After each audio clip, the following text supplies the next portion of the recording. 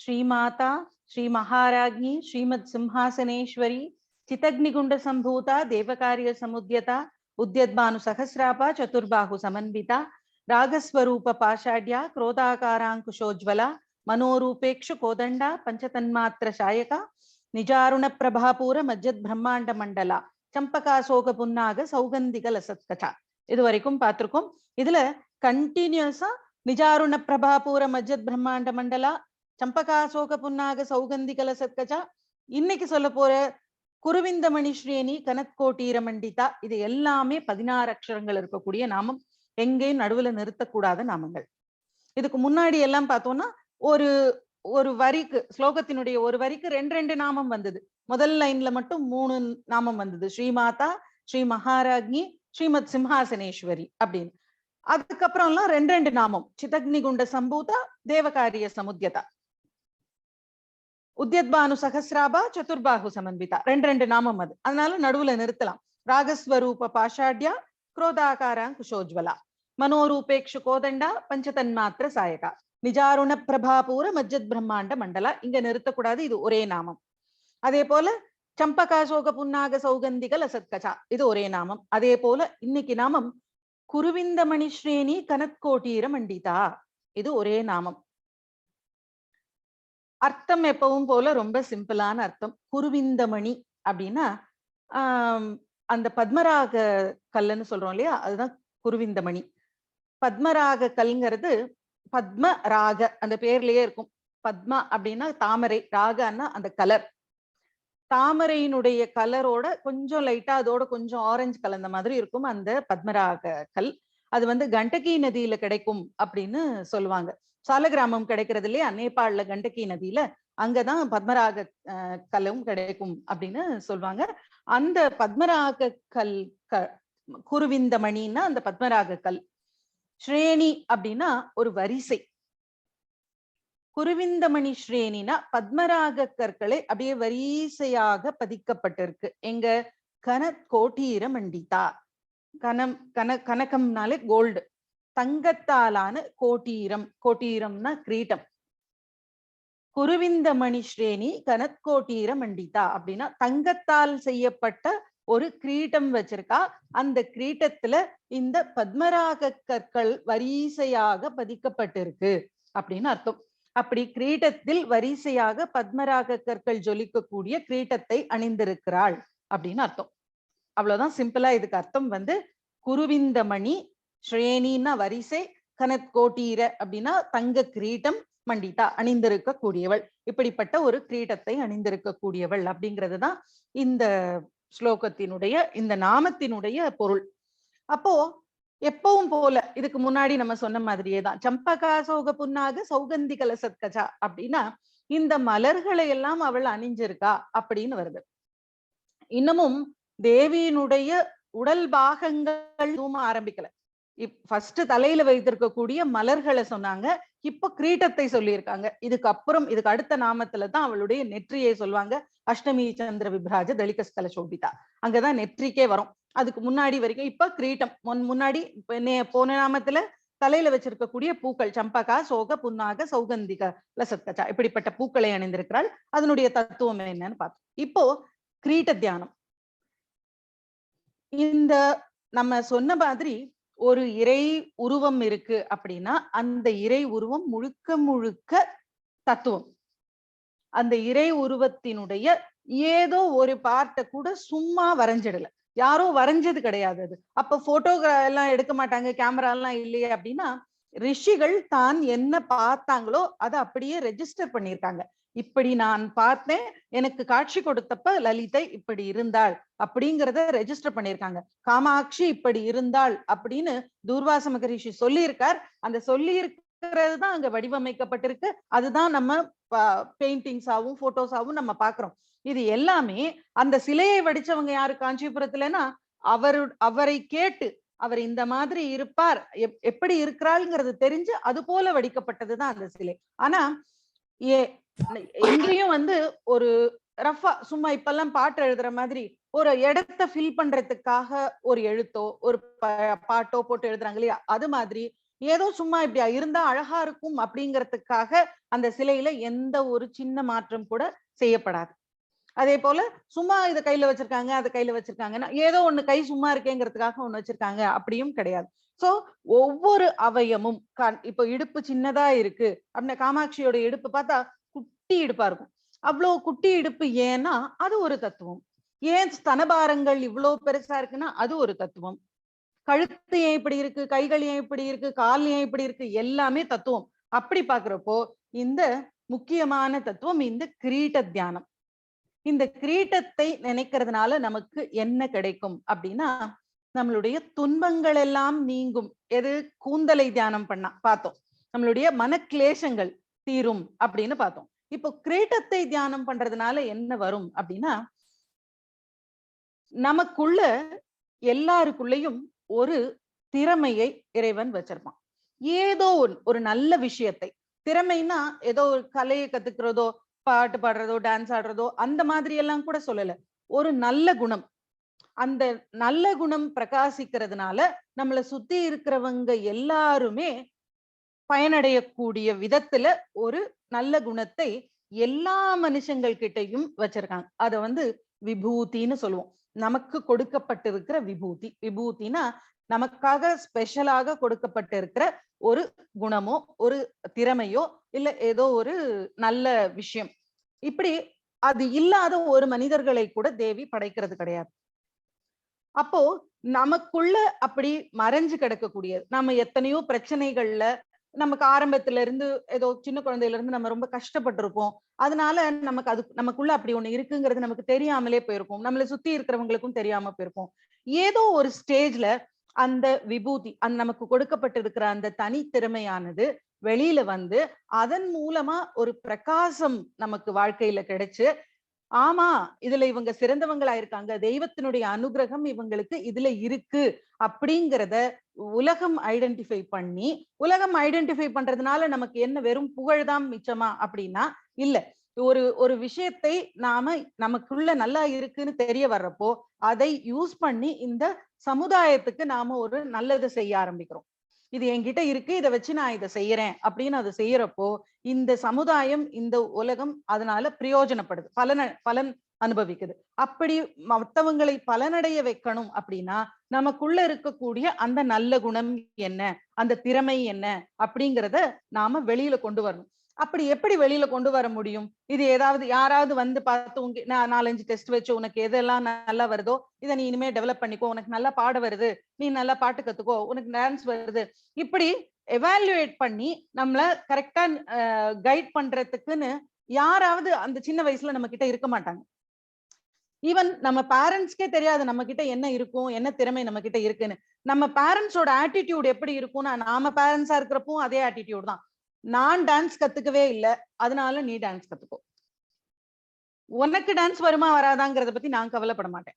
நான் karate class போகணும்னு ரொம்ப ஆசைப்பட்டேன். எங்க அப்பா பொம்பளை பிள்ளைக்கு கிடையாது, போக கூடாதுன்னு சொல்லிட்டாரு. ஆனா என் பொண்ணுக்கு நான் கராத்தே சொல்லி தருவேன். அது பாவம் கராத்தே போகவே அதுக்கு இஷ்டம் இருக்காது. ஆனா அதை கொண்டு போய் அங்க விடுவோம். இப்போ இப்படி எல்லா சந்தர்ப்பங்களையும் நம்ம பேரண்ட்ஸும் சரி, நம்மளுடைய குழந்தைங்களுக்கும் சரி, அவங்களுக்குள்ள இருக்கக்கூடிய அந்த விபூதி, இறைவனால கொடுக்கப்பட்ட மறைத்து வைத்திருக்கக்கூட அந்த திறமையை வெளியில கொண்டு பிரகாசிக்க வச்சு அதனால இந்த சமுதாயம் பலனடைய வைக்கணும் அப்படின்னா தேவியினுடைய கிரீட தியானம் பண்ணால் அது கிடைக்கும்.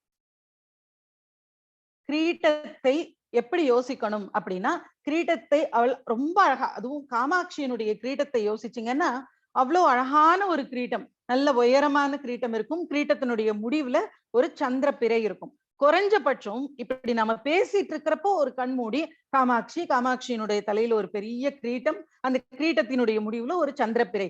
இந்த ஒரு நிமிஷம் இதை தியானம் பண்ணா ஒரு நொடி நினைக்கக்கூடியவங்களுக்கு கூட அந்த பலன் உண்டு. ஏன் பலன் உண்டு எப்படி சொல்றேன் அப்படின்னா யாரோ லலிதைய பத்தி பேசுறாங்க, காமாட்சியை பத்தி பேசுறாங்க, அதுல ஏதோ விஷயம் இருக்கு, அதை நம்ம என்னன்னு கேட்போம், அந்த தத்துவம் என்னன்னு தெரிஞ்சுப்போம் அப்படிங்கிற ஆவலை உங்களுக்குள்ள ஏற்படுத்தினதுக்கு உங்களுடைய ஏதோ ஒரு பூர்வ புண்ணியம் காரணமா இருக்கும். என்ன பூர்வ புண்ணியமா இருக்கலாம்? நீங்க தொடர்ந்து ஒரு ஒரு வருஷம் லலிதா சஹஸ்ரநாமம் சொல்லியிருக்கீங்கன்னு வச்சுக்கோங்க. அந்த பாராயணத்தினுடைய பலனை தேவி இம்மீடியட்டா இப்படி கொடுத்துக்கிட்டே வருவா. ஏதோ அந்த தத்துவத்தை தெரிஞ்சுக்கிறதுக்கு மத்தவங்களுக்கு வாய்ப்பு கிடைக்காம போயிருக்கக்கூடிய நேரத்துல உங்களுக்கு கிரீட்டத்தை தியானம் பண்ணலாம் அப்படிங்கிறதையும், ஒரே ஒரு கணமயனும் மனசுல நினைச்சா அப்படின்னு தான் அபிராமி பட்டரும் சொல்வார். உன்னுடைய தியானத்தை ஒரு கணமேனும் மனசுல நினைச்சவங்க இந்த பலனைய கிடைப்பாங்க அப்படின்னு. சோ தியானம்னா உட்கார்ந்து தொடர்ந்து நினைக்கணும்னு இல்ல. அப்போ இந்த இந்த பலனை அவள் கொடுக்கிறது நம்மளுடைய அப்ப நான் இது வரைக்கும் நான் கோவிலுக்கே போனதில்லை, லலிதா சஹஸ்ரநாமம் படிச்சதில்லை, எந்த ஸ்தோத்திரமுமே படிச்சதில்லைன்னா ஏதோ ஒரு பூர்வ புண்ணியம் இருக்கும். அந்த பூர்வ புண்ணியம் இன்னைக்கு அதை தியானம் பண்ணா உங்களுடைய விபூதி, உங்ககிட்ட இருக்கக்கூடிய தனித்திறமை வெளியில வரும். இந்த தனித்திறமை நிஜமாவே அப்படி பிரகாசிக்குமா அப்படின்னா, இந்த சந்தேகத்தை நீங்க என்கிட்ட கேட்காம ஒரு தொடர்ந்து லலிதா சஹஸ்ரநாமம் பாராயணம் பண்ணிப்பாங்க. இன்னைக்கு உங்களுடைய மனநிலை, உங்க வாழ்க்கை இருக்கக்கூடிய நிலை எல்லாத்தையும் ரெஜிஸ்டர் பண்ணுங்க. நீங்க மாத்திக்கணும்னு நினைச்சிருக்க குணம், உங்களுக்கு கஷ்டம்னு நீங்க எதை நினைக்கிறீங்களோ, பணம் இல்ல, வசதி இல்ல, கார் இல்ல, வீடு இல்ல, ஏதோ ஒண்ணு இல்ல, ஏதோ ஒரு பிரச்சனை, அது ஆன்மீகம் சம்பந்தப்பட்டதா தான் இருக்கணும்னு கூட நான் சொல்லல, ஏதோ ஒரு லௌகீகமான ஒரு ஆசையா கூட இருக்கட்டும், எல்லாத்தையும் வச்சுட்டு இன்னைக்கு ஸ்டார்ட் பண்ணுங்க. அடுத்த ஒரு வருஷம் திரும்ப இதே நாள் அடுத்த வருஷம் வர்றப்போ உங்க வாழ்க்கையில நீங்க கேட்ட மாற்றங்கள் வராது. நீங்க கேட்கறதுக்கு உங்களுக்கு தெரியாது, அதனால நீங்க கேட்ட மாற்றங்கள் வராது. அவள் கொடுக்கணும்னு நினைக்கிற மாற்றத்தை லலிதா சஹஸ்ரநாம பாராயணம் அந்த ஒரு வருஷம், அதிகபட்சம் நான் சொல்றது, நான் 6 மாசம்னு சொன்னா 6 மாசத்துல வந்து நீங்க என்கிட்ட கேட்பீங்க, அதனால நான் ஃபுல்லா ஒரு வருஷம்னு சொல்றேன். அதுவே ஒரு லாங் பீரியட் தான். ஆனா லைஃபை தலைகீழா புரட்டி போடலைன்னா அப்ப கேளுங்க. அப்ப கேட்டா நான் என்ன சொல்லுவேன், இன்னொரு வருஷம் சொல்லுங்கன்னு சொல்லுவேன், அது வேற விஷயம். ஆனா ஒரு வருஷத்துல லைஃப் அப்படியே அப்சைட் டவுனா மாறுதா இல்லையான்னு பாருங்க. ஏன்னா அப்படி அந்த இந்த தியானம் எப்படி சும்மா லலிதா சஹஸ்ரநாமம் இது என்னன்னே தெரியாம குருவிந்த மணிஸ்ரேனி கனத்கோட்டீரம் மண்டித்தால ஒரு வார்த்தை கூட எனக்கு புரியல. கோட்டீரம்னா கிரீட்டம்னு தெரியாது, என்னமோ மணின்னு சொல்லியிருக்கு, ஏதோ மணி என்னன்னு தெரியல, இந்த வரியை என்னன்னே புரியல எனக்கு. ஆனா இந்த வரியை நான் திருப்பி திருப்பி திருப்பி திருப்பி தினம் ஒரு தடவை படிச்சுட்டே வந்திருக்கேன். பலன் உண்டா அப்படின்னா உண்டு. உங்களுக்கு புரியல, ஆனா நீங்க எதை படிக்கிறீங்கிறது அவளுக்கு புரியும் இல்லையா? நீங்க அவளுடைய கிரீட்ட தியானத்தை தான் பண்றீங்க. தியானம் பண்றதுன்னா உங்களுக்கு பொருள் தெரியல, அதனால நீங்க தியானம் பண்ணல. ஆனா வாயால சொன்னது அதைத்தான் சொல்லியிருக்கீங்க. சோ அதுக்குண்டான பலன் கண்டிப்பா இருக்கத்தான் செய்யும். அதனால பொருள் புரிஞ்சு படிச்சாலும் புரியாம படிச்சாலும் அந்த வரிகள் கொடுக்கக்கூடிய பலன்ல எந்த மாற்றமும் கிடையாது. புரிஞ்சு படிச்சா உங்களுக்கே தெரியும், ஓ இந்த கிரீட்டத்தை படிக்கிறதுனால நமக்குள்ள இருக்கு அந்த உங்களுக்குள்ள இருக்கக்கூடிய அந்த தனித்திறமை ஒரு வருஷத்துக்குள்ள வெளியில வந்து அதனால நீங்க புகழ் பெறுவீங்க. இந்த வரியை சம்புட்டீகரணம் கூட பண்ணலாம். இந்த வரியை சம்புட்டீகரணம் பண்றதுனால நமக்குள்ள இருக்கக்கூடிய திறமை வெளியில வந்து அதனால இந்த சமுதாயம் பலன் பெற்று அதே போல நமக்கும் அதனால ஒரு பெரும் புகழ் வந்து சேரும். இது வந்து இந்த இந்த நாமத்தில் சரி. இப்போ அவகிட்ட போய் நீ அழகழகான ரத்னங்கள்லாம் வச்ச கிரீட்டம் வச்சிருக்க அப்படின்னு சொல்றோம். அதுதானே இந்த நாமம். இப்படியெல்லாம் இருக்கக்கூடிய கிரீட்டத்தை வைத்திருக்கக்கூடியவளே அப்படின்னு வருது. நாமாவளியில வர்றப்ப கிரீட்டத்தை வைத்திருக்கக்கூடியவள் அப்படின்னு வருது. ஸ்தோத்திரமா வர்றப்போ நாமாவளியில வர்றப்ப இப்ப வைத்திருக்கக்கூடியவளே அப்படின்னு அவளை சொல்றோம். இதுதான் அர்த்தம். இதனால என்ன பிரயோஜனம்? நீங்க ரெட் கலர் டிஷர்ட் போட்டிருக்கீங்க, ரெட் கலர் டிஷர்ட் போட்டிருக்கீங்க அப்படின்னு சொல்றதுனால எனக்கு ஏதாவது பிரயோஜனமா, உங்களுக்கு ஏதாவது பிரயோஜனமா? உங்களுக்கு கலர் பிளைண்ட்னஸ் இல்லைன்னு எனக்கு தெரியும், அவ்வளவுதான். வேற எந்த பிரயோஜனமும் கிடையாது. தேவி கிட்ட போய் நீ ரத்னங்கள் பதிக்கப்பட்ட மாணிக்கங்கள் பதிக்கப்பட்ட கிரீடத்தை வச்சிருக்க அப்படின்னு சொல்றதுனால ஏதாவது பிரயோஜனமா?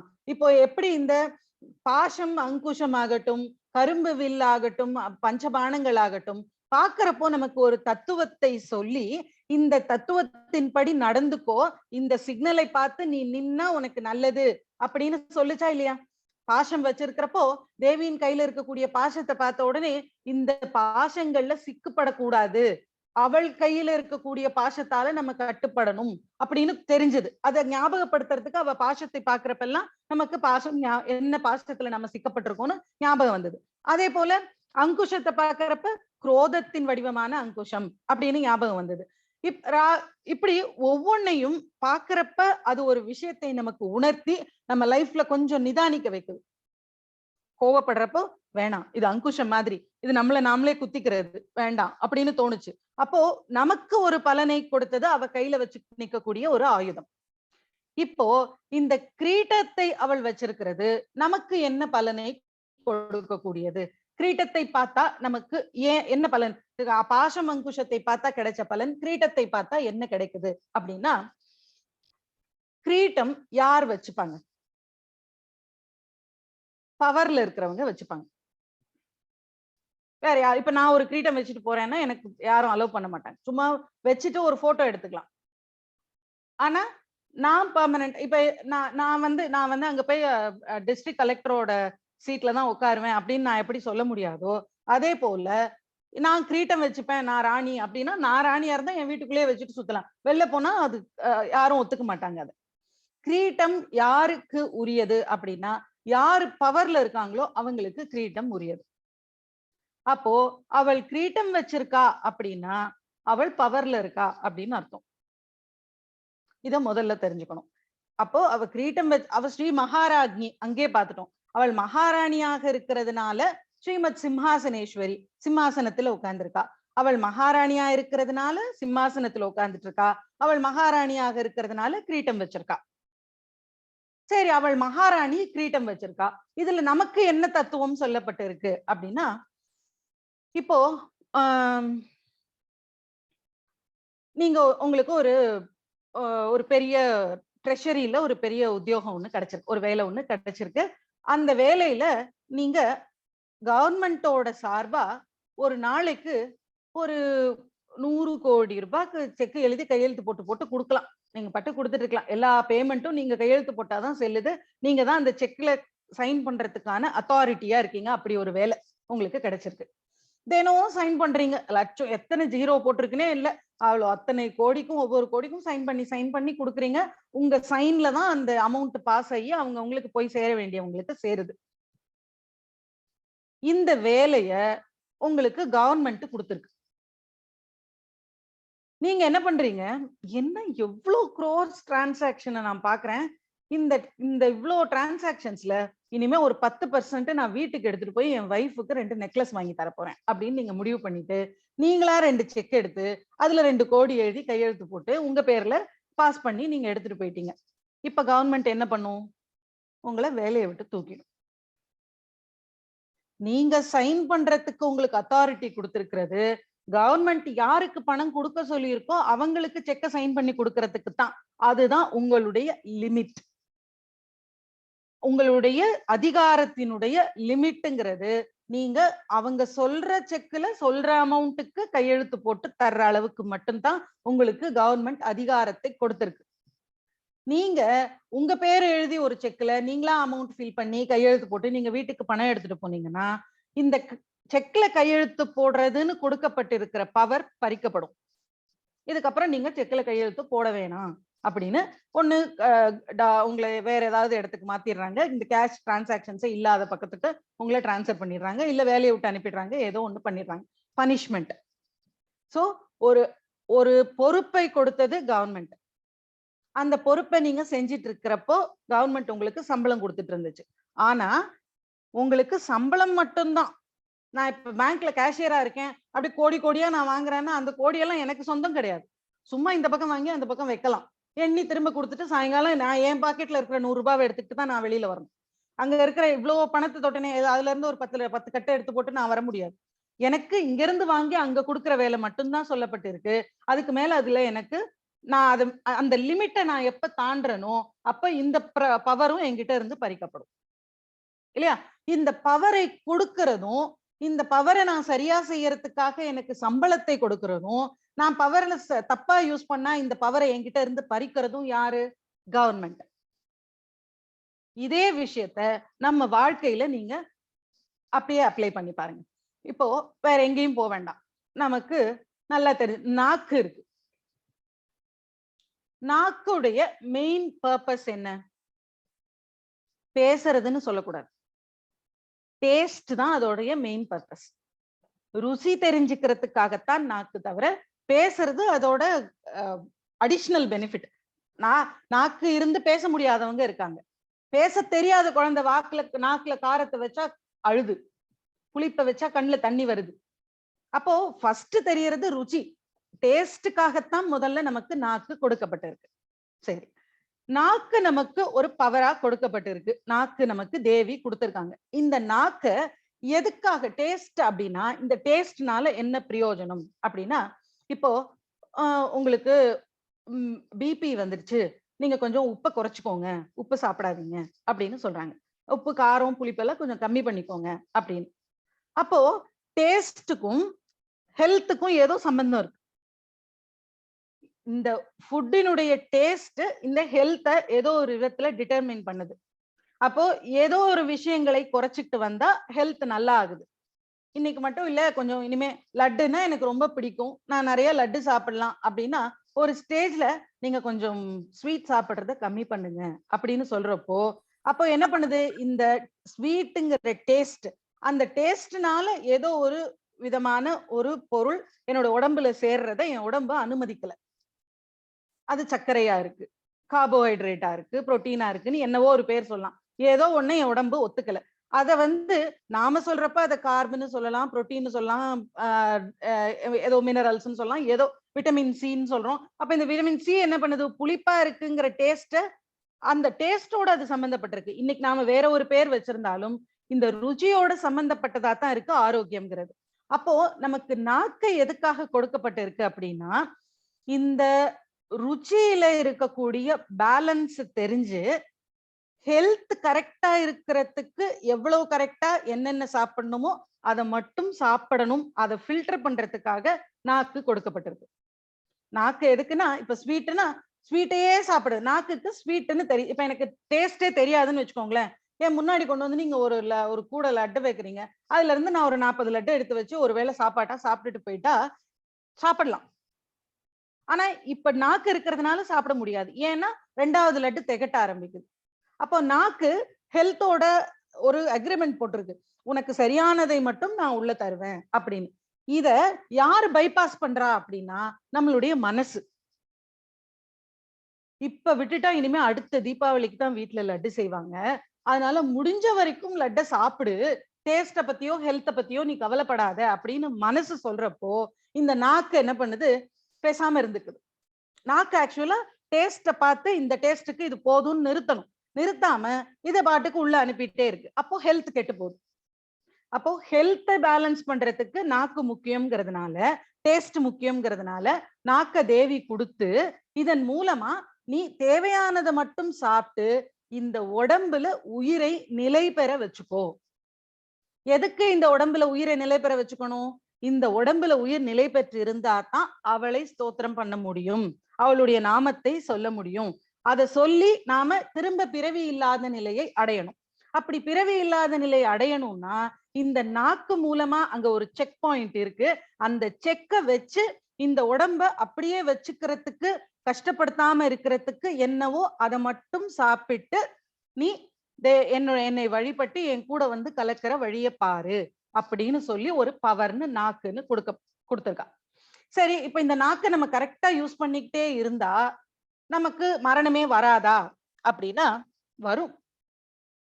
நீங்க எல்லாமே நியூட்ரிஷன் யாராவது அப்படியே ஒரு டயட்டீஷியன் போட்டு கொடுத்த எல்லாத்தையும் ஃபாலோ பண்ணி இவ்வளவு கிராம் புரோட்டீன், இவ்வளவு கிராம் கார்பு, இவ்வளவு கிராம் ஃபேட்னு என்ன எடை போட்டு சாப்பிட்டாலும் முதுமை வரும், நோய் வரும், மரணம் வரும். தலையே நரைக்காம இருக்குமா? நரைக்கும். தோல் சுருங்காதா? சுருங்கும். என்ன உணவாலையும் முதுமையை தள்ளி போட முடியாது. ஆனா எங்க வந்து தேவி செக் வைப்பா அப்படின்னா, நம்ம பாடியினுடைய முக்கியமான 2 விஷயங்கள், தேவையில்லாத நீரை வெளியேற்றுறது, உணவு கழிவுகளை வெளியேற்றுறது. இது 2ம் இந்த உடம்புக்கு ரொம்ப முக்கியமான விஷயம். நாம நாக்குங்கிற செக் பாயிண்டை சரியா யூஸ் பண்ணாம டேஸ்டுக்கு அடிமையா போய், எதுக்காக நாக்கு கொடுத்தப்பட்டிருக்குன்னே மறந்து எல்லாத்தையும் உள்ள போட்டு நம்ம ஹெல்த்தை கெடுத்துக்கிறப்போ, தேவி ஒரு ஸ்டேஜ்ல என்ன பண்ணுவா அப்படின்னா, இந்த 2 விஷயங்களையும் நீயா எழுந்து போய் செஞ்சுக்க முடியாத ஒரு நிலையை உங்களுக்கு கொடுப்பா. அதுதான் அல்டிமேட் பனிஷ்மெண்ட். எனக்கு சிறுநீர் கழிக்கணும்னா நான் எழுந்து போய் போக முடியாது, யாரையாவது கூப்பிட்டு எனக்கு இந்த ஹெல்ப்பை பண்ணுங்கன்னு கேட்க வேண்டி வரும். இந்த நிலை எதனால வரும் அப்படின்னா, அவளால கொடுக்கப்பட்டிருக்கிற பவரை நாம மிஸ்யூஸ் பண்ணோம் அப்படின்னா அவ கொடுத்திருக்கிற பவர்ல இருந்து நம்மள டீப்ரமோட் பண்றா. உனக்கு இத கொடுத்தேன், நீ இத காப்பாத்தல, நீ இனிமே இப்படி இரு அப்படின்னு சொல்றா. இப்படி இப்ப நாக்குக்கு மட்டும், நம்ம நாக்குங்கிற ஒரு எக்ஸாம்பிளை வச்சு மட்டும் பேசுறோம். நாக்குக்கு இன்னொரு யூஸ் இருக்கு. அது என்ன? பேசுறது. இப்போ சாப்பிடுறதுன்னு எடுத்துக்கிட்டா, இந்த உடம்புல இந்த உயிர் இருக்கணும் அப்படின்னா இந்த உடம்பு எந்த அளவுக்கு ஆரோக்கியமா இருக்கணுமோ அந்த அளவுக்கு மட்டும் சாப்பிட்டு, ருச்சிக்காக எதையும் சாப்பிடாம எது பசிக்காக சாப்பிடப்படுதோ அதை மட்டும் சாப்பிட்டு வாழ்ந்தா அதுதான் நாக்கு கொடுக்கப்பட்டு இருக்கக்கூடிய பர்பஸை கரெக்டா யூஸ் பண்றது. நாக்கோட இன்னொரு பர்பஸ் பேசுறது. இதுலயும் அப்படித்தான். நாக்கோட பர்பஸ் பேசுறது அப்படின்னா அதுக்காக நாம எதை பேசுறதுக்காக நாக்கு மெயினா கொடுக்கப்பட்டு இருக்கு அப்படின்னா தேவியினுடைய பெருமைகளை, இறைவனுடைய சரித்திரத்தை, அவனுடைய புராணத்தை, அவனுடைய ஸ்தோத்திரங்களை, அந்த நாமாவை சொல்றதுக்காகத்தான் நாக்கு கொடுக்கப்பட்டிருக்கு. அப்ப நாம வேலைக்கு போக வேணாமா அப்படின்னா, வேலைக்கு போறது எதுக்கு? வேலைக்கு போய் காசு சம்பாதிச்சு அந்த காசை கொடுத்து சாப்பாடு வாங்கி அந்த சாப்பாட்டின் மூலமா இந்த உடம்ப நிலை பெற வச்சு இந்த உடம்பு நிலை பெற்று இருக்கிறதுனால இறைவனை வழிபடணும். எங்க போனாலும் இதுதான் அல்டிமேட். ஆனா சம்பாதிக்கிறதுக்கு போறேன், அதனால எனக்கு ஸ்தோத்திரம் பண்ண நேரம் இல்ல அப்படின்னா சம்பாதிக்கிறதோட பர்பஸ் என்ன? எதுக்கு சம்பாதிக்கணும்? சாப்பிடுறதுக்கு. சாப்பாடு எதுக்கு? இந்த உயிர் நிலை பெறுறதுக்கு. உயிர்நிலை பெற்று என்ன பண்ணணும்? அவளை ஸ்தோத்திரம் பண்ணணும். அப்பதான் போய் பிறவி இல்லாத நிலை அடைய முடியும். ஆனா நான் வேலைக்கு போவேன், காசு சம்பாதிப்பேன், சாப்பாடு வாங்குவேன், நல்லா சாப்பிடுவேன், எல்லாத்தையும் அனுபவிப்பேன், டைம் இல்ல எனக்கு ஸ்தோத்திரம் பண்றதுக்கு அப்படின்னு சொல்லிட்டா இங்க இந்த பர்பஸே டோட்டல் கொலாப்ஸ். வாழ்க்கையினுடைய அர்த்தமே அந்த இடத்துல கெட்டு போயிடுது.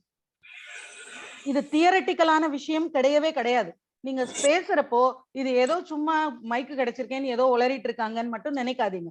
நம்மளுடைய வாழ்க்கையோடைய பர்பஸ் அதுதான். அப்போ நம்மளுடைய ஆசைகளை ரொம்ப ஜாஸ்தி பண்ணிட்டு இருக்கிறப்போ நம்மளால இன்னைக்கும் ஒரு 10,000 ரூபாய் இருந்தா, இந்தியால சொல்றேன், ஒரு 10,000 ரூபாய் இருந்தா வாழ்க்கையை நடத்திட முடியும் அப்படின்னா 10,000 ரூபாய்க்கு மேல ஒரு வேலை வந்தா அதனால இன்னொரு 2 மணி நேரம் கூட இருக்கணும்னா நம்ம வேணான்னு சொல்லிடுவோமா? வரட்டும், அந்த ப்ரமோஷனும் வரட்டும். சிங்கப்பூர் போகணுமா போவோம், யூஎஸ் போகணுமா போவோம், எல்லாமே போவோம், மேல மேல சம்பாதிப்போம். ஆனா எப்போ இந்த டைம் அப்போ அவன் காசுக்கு கொடுக்குற அளவுக்கு அவன் வேலையும் வாங்கிடுவான். அப்ப என்ன ஆகுது? நமக்கு சுத்தமா பர்சனலா எதுக்குமே டைமே இல்லாம போகுது. அப்ப டைம் இல்லைன்னா நமக்கு இந்த ஸ்தோத்திரமங்கெல்லாம் சரி இப்ப எல்லாம் வேணாம், இப்ப எல்லாம் பார்த்து எல்லாம் சம்பாதிச்சு சூப்பரா அப்படியே ஒரு கிராமத்துல ஒரு வீடு கட்டி அப்படியே நல்ல என்விரான்மெண்ட்ல 60 வயசுல போறோம், அங்க போய் உட்காந்து அப்படியே கம்ப்ளீட் தியானம் தான் அப்படின்னு நினைக்கிறோம். அது மட்டும் என்னைக்குமே நடக்காது. நீங்க 60 வயசுல கிராமத்துல வீடு வாங்குறது, அங்க போய் நல்ல என்விரான்மெண்ட் எல்லாம் ஏற்படுத்தினதுக்கு அப்புறம் உங்களுக்கு பழக்கமே இல்ல. 60 வயசு வரைக்கும் ஒரு ஸ்தோத்திரம் சொல்லி பழக்கம் இல்ல, ஒரு தியானம் பண்ணி பழக்கம் இல்ல, அவன் பேரை சொல்லி பழக்கம் இல்ல. திடீர்னு 60வது வயசுல எங்க இருந்து வரும்? அங்க போய் அந்த வீட்டை கட்டிட்டு ஊர்வம்பு இழுத்துட்டு தான் தெரியும், வேற எதுவும் செய்ய மாட்டோம். சோ இந்த பிளான்ஸ் நம்ம போட முடியாது. இன்னைக்கு கொடுக்கப்பட்டிருக்கிற நேரத்தை யூட்டிலைஸ் பண்ண முடியுமா? அதை தான் பார்க்கணும். அதிகபட்சம் 4 மணி நேர தூக்கம் போதும்னு சொல்றாங்க. 4 மணி நேர தூக்கம் போதும். யாருக்கு? ஆன்மீகத்தில் ஈடுபட்டு இருக்கிறவங்களுக்கு. காலையில ஏஞ்சு வம்பு பேசுறவங்களுக்கு கிடையாது, பத்தாது. ஏன்னா இவ்வளவு மூளையை வேலை பார்க்க வச்சதுக்கு 8 மணி நேரம் 6 மணி நேரம் ரெஸ்ட் கொடுக்கணும். ஆனா நம்ம ஸ்தோத்திர பாராயணங்கள் நாம ஜபம் பண்ணிட்டு இருந்தா 4 மணி நேரம் தூக்கம் போதும்னு சொல்றாங்க. அப்போ அந்த டைம் போக அந்த அந்த 4 மணி நேரம் தூக்கம்னா என்ன ஆகுது? இப்ப 6 மணிக்கு ஏஞ்சி 8 மணிக்கு ஆபீஸ் போகணும்னா 4 மணிக்கு ஏஞ்சி 6 மணி அந்த எழுந்திருக்கிற டைம் வரைக்கும் நமக்கு 2 hours கிடைக்குது. சோ ஒரு 4 மணி நேரம் இறைவனுக்காக செலவு பண்ண முடியுது. வாழ்க்கையில எது முக்கியமோ அதுக்கு எனக்கு செலவு பண்றதுக்கு டைம் இல்லைன்னு சொல்லிட்டு தேவையில்லாதது பின்னாடி நம்மளால தெரிய முடியாது. சரி, அது இருக்கட்டும். இப்போ நாக்கு கொடுக்கப்பட்டு இருக்கிறதுக்கான இன்னொரு பர்பஸ் பேசுறது அப்படின்னு சொல்றோம். எதை பேசணும் அப்படின்னா எதை பேசக்கூடாதுங்கிறத தான் முதல்ல தெரிஞ்சுக்கணும். இதை நம்ம நிறைய தடவை தியான ஸ்லோகத்திலையும் பார்த்தோம். எந்த சந்தர்ப்பத்திலையும் வேற ஒருத்தரை பத்தி அவங்க இல்லாத நேரத்தில் பேசவே கூடாது. அத பேசுறது என்ன? நாமளே செக் எழுதி நம்ம பேருக்கு காசு எடுத்துட்டு வராருன்னு சொன்னோமே, அதுதான் நம்ம பண்றது. ஒரு பேசுறதுங்கிற சக்தி கொடுக்கப்பட்டு இருக்குன்னா அதுக்காக எவ்வளவு வேணா பேசுவேன். இப்போ ரகுவம்சம்னு சொல்லுவோம் இல்லையா, ராமபிரான் பிறந்த வம்சம். அந்த வம்சத்துல இருக்கக்கூடிய ஒரு ராஜாவை பத்தி சொல்றப்போ அவர் ரொம்ப கம்மியா தான் பேசுவாராம் ராஜாவா இருந்து. ஏன் அவ்வளவு கம்மியா பேசுவார் அப்படின்னா, எங்க நிறைய பேச ஆரம்பிக்கிறோமோ அங்க சத்தியத்திலிருந்து மாறுறதுக்கான வாய்ப்புகள் ஜாஸ்தி. நீங்க நல்லா யோசிச்சு பாருங்க. எந்த இடத்துல கரெக்டா விஷயத்த பேசிட்டு வைக்கிறோமோ அந்த இடத்துல நாம வச்சிருக்கிற எந்த பிரின்சிபலும் மாறாது. யார பத்தியும் பேசக்கூடாது அப்படின்னு நம்ம நினைச்சிட்டு இருந்தோம்னா, ஒரு போன் பண்ணி இது கொஞ்சம் வேணும், இதை கொஞ்சம் அனுப்புங்கன்னு ஒருத்தங்கள்ட்ட சொல்லிட்டு வச்சா அங்க அதை மீற மாட்டோம். யார்கிட்டயாவது 2 மணி நேரம் போன் பேசுனீங்கன்னா என்ன பண்றது? 2 மணி நேரம் அவங்கள பத்தி இருக்கலாமா, இவங்கள பத்தி பேசலாமா, அவங்கள பத்தி பேசலாமான்னு இது வரும். சோ இந்த எக்ஸஸா பேச்சு, அந்த ஜாஸ்தியான பேச்சு எப்பவுமே என்ன பண்ணுது? நம்மளுடைய ட்ராக்ல இருந்து நம்மளை மாற வைக்கும். எவ்வளவுக்கு எவ்வளவு ஜாஸ்தியா பேசுறோமோ அவ்வளவுக்கு அவ்வளவு நம்ம ட்ராக்ல இருக்கவே மாட்டோம். நீங்க நல்லா யோசிச்சா, தனியா இருக்கிற வரைக்கும் நான் தப்பே பண்ணல. 5 பிரின்சிபல் வச்சிருக்கேன்.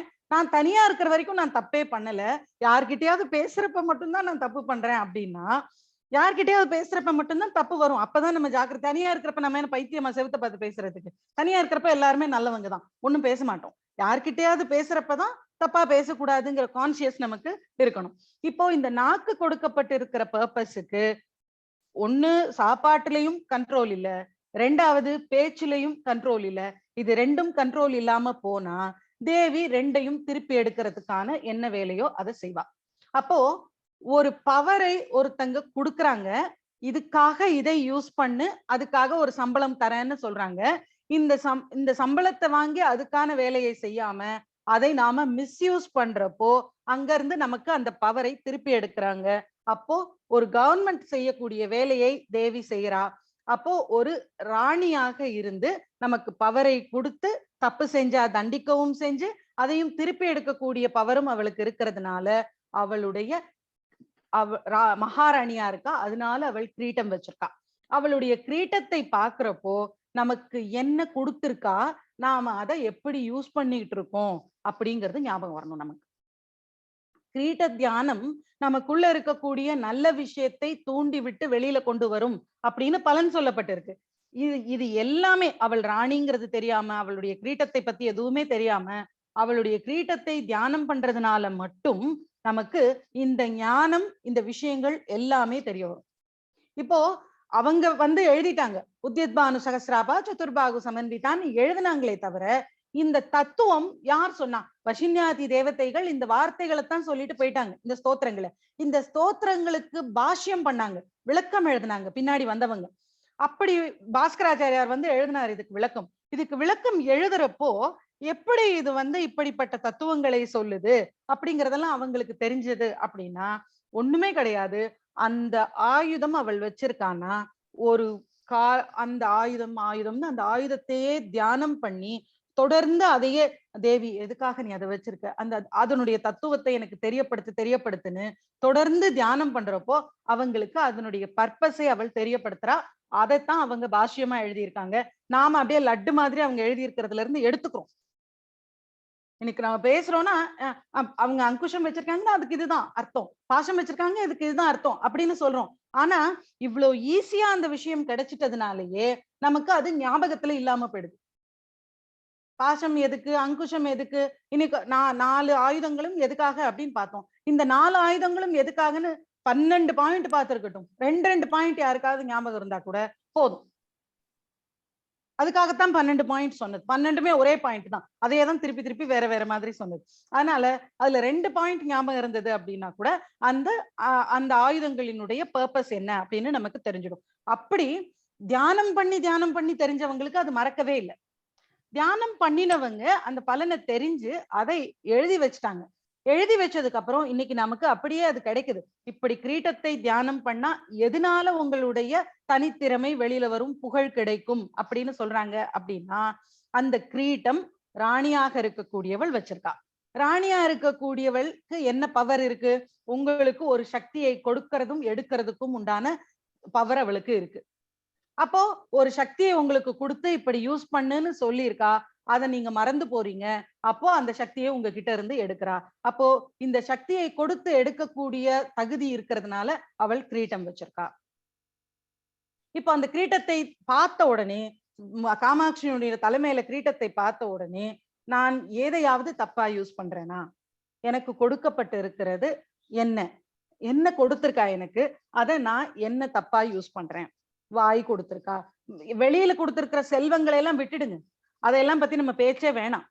நமக்கு இந்த உடம்புல கொடுத்திருக்கிறத மட்டுமே பாருங்க. அதை மிஸ்யூஸ் பண்ணாம இருந்தோம்னாலே இந்த வெளியில இருக்கிற செல்வங்கள் எல்லாம் தானா வந்து சேரும். இது வந்தும் போகும். இதெல்லாம் பத்தி ஒரு பிரச்சனையே கிடையாது. ஆனா இந்த தன்மாத்திரைகள்னு சொல்றோமே, அனுபவிக்கிறோமே, இந்த 5 விஷயங்கள், இந்த விஷயங்களை நாம சரியா யூஸ் பண்றோமா? எங்கேயாவது ஒரு இடத்துல தப்பா யூஸ் பண்றப்ப கூட இல்ல இதை நம்ம இனிமே பண்ணக்கூடாது அப்படின்னு அதை உடனே ஒரு சார்ட் போட்டு இன்னைக்கு இப்ப இன்னைக்கு கண்ணு டேன்னு எடுத்து வச்சுக்கோங்க. இப்ப நீங்க ஒர்க் அவுட் எல்லாம் பண்றவங்க எல்லாம் இன்னைக்கு ஆப்ஸ் டே, இன்னைக்கு ஷோல்டர் டே எல்லாம் சொல்றாங்களா, அது மாதிரி நம்ம இந்த தன்மாத்திரைகள்ல இன்னைக்கு கண்ணு டே அப்படின்னு வச்சுக்கிறீங்க, இல்ல நாக்கு டேன்னு வச்சுக்கிறீங்கன்னு வச்சுக்கோங்க. அதாவது ஒரு நாளைக்கு ஒண்ணுதானா மிச்ச நாள் அப்படின்லாம் சொல்லாதீங்க. 5ஐயுமே நினைக்காம எத்தனையோ நாள் போயிடுச்சு. ஒன்னே ஒண்ணு நினைச்சாவது ஒரு நாள் போனா தப்பு கிடையாது. இன்னைக்கு நாக்கு டேன்னு வச்சிட்டோம் அப்படின்னா இன்னைக்கு பொழுதுக்கு நோட்ல நாக்கு டேன்னு எழுதிடுங்க. எழுதிட்டு இந்த நாக்க எப்பெல்லாம் தப்பா யூஸ் பண்ணீங்களோ அதுக்கு நம்பர் போட்டு வாங்க. என்னன்னு கூட போட வேண்டாம், நம்பர். இன்னைக்கு தேவையில்லாம ஒண்ணு சாப்பிட்டேன், ஜங்க் சாப்பிட்டேன், டேஸ்டுக்காக சாப்பிட்டேன், பசிக்கல, அப்போ எனக்கு பசி இல்லாதப்போ சாப்பிட்டேன், அப்ப 1. யாரோ ஒருத்தங்க போன் பண்ணாங்க, அவங்க கிட்ட இவங்களை பத்தி வம்பு பேசினேன், 2. கோவப்பட்டு கத்துனேன், 3. இப்படி நம்பர் போட்டு வாங்க. சோ நாக்கு மண்டே எல்லாம் நாக்கு டே, டியூஸ்டே எல்லாம் கண்ணு டே, வெனஸ்டே காது டே, இப்படி வச்சுக்கோங்க. அந்த தோல் டேங்கிறது என்ன தெரியுமா? ஸ்கின் டேங்கிறது சொகுசு அனுபவிச்சுட்டு இருக்கிறது. ஒரு ஏஞ்சி கொஞ்சம் கோயிலுக்கு போயிட்டு வரலாம் அப்படின்னா அப்படியே இந்த கவுச்ல அப்படியே பேசாம அப்படி இப்படியே இருந்தா வசதியா இருக்கு. எதுக்கு அசைஞ்சு ட்ரெஸ் மாத்தி போய் கோவிலுக்கு போயின்னு இருக்கு இல்லையா? அந்த மாதிரி எப்பெல்லாம் நல்லது செய்யறதை தள்ளி போடுறீங்களோ அப்பெல்லாம் அந்த டேல குறிக்கணும். ஸோ இந்த 5 டே, சாட்டர்டே சண்டே லீவ் விட்டுலாம், இந்த கான்செப்டுக்கே லீவ் விட்டுலாம். இந்த 5 டே 5 தன்மாத்திரைகளை நீங்க எப்பப்பெல்லாம் தப்பா யூஸ் பண்ணீங்கன்னு குறிங்க. திரும்ப அடுத்த மண்டே திரும்ப நாக்கு டே வருமா? அந்த நாக்கு டேவை திரும்ப குறிச்சிட்டு வருவீங்களா? ஒரு 1 மந்த் ஆகட்டும். 1 மந்த் ஆனதுக்கு அப்புறம் நாக்கு டேவோட ப்ராக்ரஸ் பாருங்க. அந்த ஃபர்ஸ்ட் நாக்கு டேல வந்து ஒரு 7ன்னு நம்பர் வந்திருக்கு, 7 தடவை மிஸ்யூஸ் பண்ணிருக்கீங்க. செகண்ட் நாக்கு டே 5 தடவை. 3வது நாக்கு டே பார்த்தா 0 வரும். ஏன்னா அன்னைக்கு யாரையுமே பார்த்திருக்க மாட்டோம், யாருக்குமே போன் பண்ணிருக்க மாட்டோம். அதனால அதை விட்டுருங்க, அது ப்ராக்ரஸ்ல வராது. 4th நாக்கு டேல வந்து எவ்வளவு பேசியிருக்கீங்க. அப்போ இந்த நம்பர்ஸ் குறைஞ்சிட்டே வர வர நம்ம லைஃப் திரும்பிட்டு இருக்குன்னு அர்த்தம். நாம நம்மளுடைய புலன்களை தப்பா யூஸ் பண்ணல, சரியா யூஸ் பண்ணிட்டு இருக்கோம் அப்படின்னு அர்த்தம். இத பண்றதுக்கு நமக்கு தியானத்துல சொல்லப்படுறதுதான் இந்த கனத்கோட்டீர மண்டிதா அப்படின்னு அவளுடைய கிரீட்டத்தை பண்ணது. சரி, கிரீட்ட தியானம் பண்றோம். இப்போ ஒரு நான் வந்து ஒரு ஆபீஸ்ல ஏதோ வேலை செய்யறேன். எனக்கு மேல ஒரு ஆபீசர் இருக்கார். நீங்க என்கிட்ட வந்து எனக்கு ஒரு டிஸ்கவுண்ட் வேணும், இதை கொஞ்சம் பார்த்து பண்ணுங்கன்னு சொல்றீங்க. நான் உங்களுக்கு 5% டிஸ்கவுண்ட் கொடுத்துட்டேன். அடுத்து என்னோட ஆபீசர் வரார். என்னோட ஆபீசர் வந்து இவங்களுக்கு எவ்வளோ கொடுத்தீங்க டிஸ்கவுண்ட் அப்படின்னு கேட்கிறார். 5%. இந்த யூஸ்வலா ஜுவல்லரி ஷாப்ல இதை பார்ப்போம். ஃபர்ஸ்ட் ஒருத்தர் ஒரு டிஸ்கவுண்ட் கொடுப்பார், அவருக்கு மேல ஒருத்தர் வந்து அதை அடிச்சுட்டு வேற ஒரு நம்பர் போட்டு வேற ஒரு எக்ஸ்ட்ரா டிஸ்கவுண்ட் ஒன்று கொடுத்துட்டு போவார். அந்த மாதிரி எனக்கு மேல இருக்கிறவர் வந்து அதை அடிச்சுட்டு ஒரு எக்ஸ்ட்ரா 10% கொடுமா, அவங்க ரொம்ப நல்லவங்க, நம்ம ரெகுலர் கஸ்டமர் அப்படின்னு சொல்லி 10% டிஸ்கவுண்ட் கொடுத்துட்டு போறாரு. இப்போ என்ன ஆகுது? என்னோட பவர் கம்மி, அவரோட பவர் கூட. அதனால நான் கொடுத்த பவரை அவர் கேன்சல் பண்ணி அவர் எக்ஸ்ட்ராவா வேற ஏதோ ஒண்ணு குறைக்க முடியுது, இல்ல கூட்ட முடியுது, எதையோ அவரால் பண்ண முடியுது. இப்படி இருக்கிறப்போ கிரீட்டத்தை எடுத்துப்போம். பிரம்மா கிரீட்டம் வச்சிருக்கார், 4 தலைக்கும் 4 கிரீட்டம் வச்சிருக்கார். ஸ்ரீ மகாவிஷ்ணு கிரீட்டம் வச்சிருக்கார், இந்திரன் கிரீட்டம் வச்சிருக்கார், சுப்பிரமணிய சுவாமி கிரீட்டம் வச்சிருக்கார், பிள்ளையார் கிரீட்டம் வச்சிருக்கார், எல்லாரும் கிரீட்டம் வச்சிருக்காங்க, தேவியும் கிரீட்டம் வச்சிருக்கா. இப்போ யாருடைய பவர் யார வந்து ஜாஸ்தி ஆக்க முடியும், யாருக்கு முன்னாடி யாருடைய பவர் இல்லாம போக முடியும் அப்படின்னு ஒண்ணு இருக்கு. எல்லாருடைய கிரீட்டமும் இப்ப தேவியினுடைய கிரீட்டத்தை தியானம் பண்ணா கிடைக்கக்கூடிய விஷயம் சுப்பிரமணிய சுவாமியினுடைய கிரீட்டத்தை தியானம் பண்ணாலும் கிடைக்குமா? இல்ல கிடைக்காதா? இல்ல இது பவர் ஜாஸ்தியா? இவங்க கொடுத்த சுப்பிரமணிய சுவாமி 5% கொடுத்தத லலிதா தேவி வந்தா கேன்சல் பண்ண முடியுமா, இல்ல கூட்டி தர முடியுமா?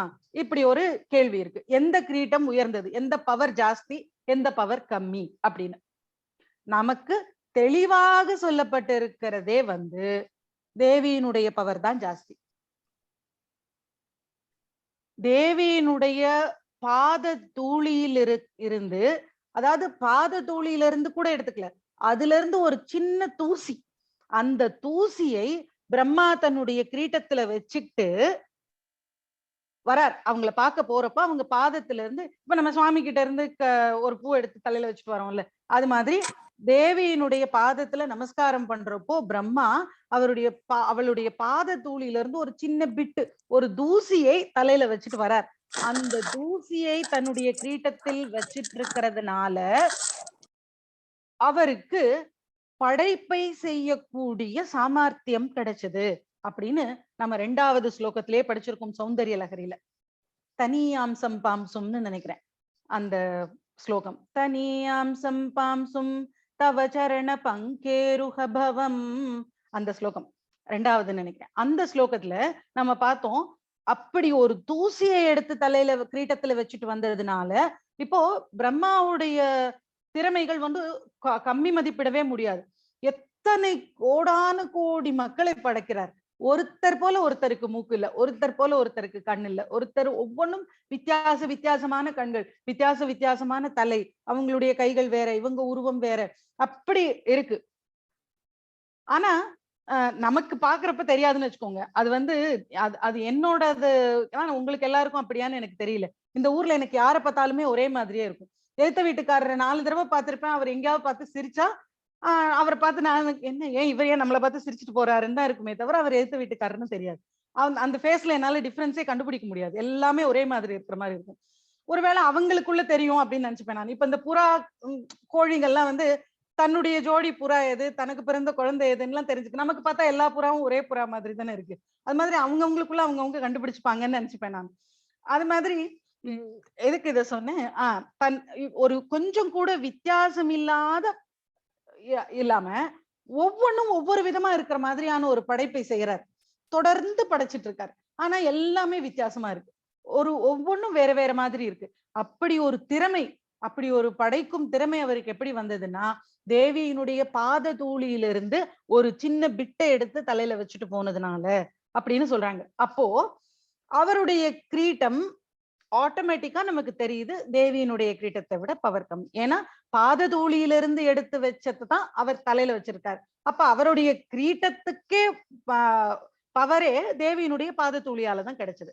சோ இது இங்க கேன்சல் ஆகுது. அதே போலதான் விஷ்ணு ஸ்திதிக்கார காப்பாற்றுறதை சேர்ந்தவர். இந்த காக்கும் கடவுளா இருக்கக்கூடியவரும் தேவியினுடைய பாத தூளியிலிருந்து கொஞ்சமா எடுத்து போய் தான் அவரும் காக்கும் தொழில செய்யறார். காப்பாத்துறதுதான் ரொம்ப கஷ்டம், படைக்கிறது கூட ஈஸி. உங்க குழந்தைங்களை எல்லாம் பாத்தீங்கன்னா உங்களுக்கு தெரியும், காப்பாத்துறதுதான் ரொம்ப கஷ்டம். இதுக்கப்புறம் அழிக்கும் தொழில், லயம் பண்ணக்கூடியதுன்னு வந்தா ருத்ரன் என்ன பண்றார், இந்த அழிக்கும் தொழிலை எல்லாம் செஞ்சு அந்த தேவியினுடைய பாத தூளியில இருக்கு இல்லையா, அதை வச்சுதான் அவர் அந்த அழிக்கும் தொழிலை செய்யறார். அப்போ இதனால வந்த புழுதி, இந்த சாம்பல் எல்லாமே தேவியால வந்ததுன்னு அந்த சாம்பலை பூரா அவர் உடம்பு பூரா பூசிக்கிறாராம் பிரசாதமா. ஏன்னா இது இந்த சாம்பல் எப்படி வந்தது, இதெல்லாம் எரிச்சதுனால வந்தது. இந்த எரிக்கிறதுக்கான பவர் எங்க கிடைச்சது, தேவியினுடைய பாததூளி. சோ பாததூளியை எடுத்து தலையில வச்சதுனால எரிக்கிற பவர் கிடைச்சது. அப்ப அதுதான் இதையெல்லாம் எரிச்சதுன்னா இது எல்லாத்துக்கும் காரணமா இருக்கக்கூடியது அது. அப்ப இதுல எல்லாமே தேவியினுடைய பிரசாதம்னு அவர் உடம்பு பூரா அந்த சாம்பலை அதனால பூசிட்டு நிக்கிறாராம். இப்படி எல்லாரையுமே எங்க எடுத்துட்டு வந்தாலும் தேவியினுடைய கிரீட்டத்தை தியானம் பண்ணாதான் இது கிடைக்கும் அப்படிங்கறது தான் நமக்கு ஒவ்வொரு ஸ்லோகத்திலையும் சங்கராச்சாரியா சொல்லியிருக்கார், ஆதிசங்கரர் சௌந்தரிய லகரியில.